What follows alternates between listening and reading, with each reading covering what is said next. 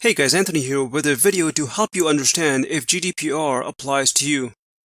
GDPR is the European Union's General Data Protection Regulation, a new digital privacy regulation which comes into effect on May 25, 2018. GDPR applies to all companies and individuals around the world who process personal data of EU residents. GDPR applies to personal data that could be used to identify an individual, for example, the name, date and place of birth, IP address, identification number, etc.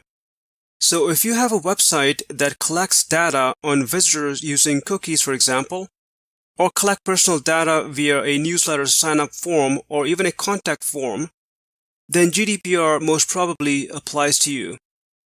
These are some of the key GDPR requirements like consent to use personal data, privacy by design, right to data access, right to be forgotten, data portability, data rectification, and data breach notification. I've created a separate tutorial that walks you through the GDPR requirements in more detail. Also, if you have a WordPress website, you can check this WordPress plugin which will help you remain GDPR compliant.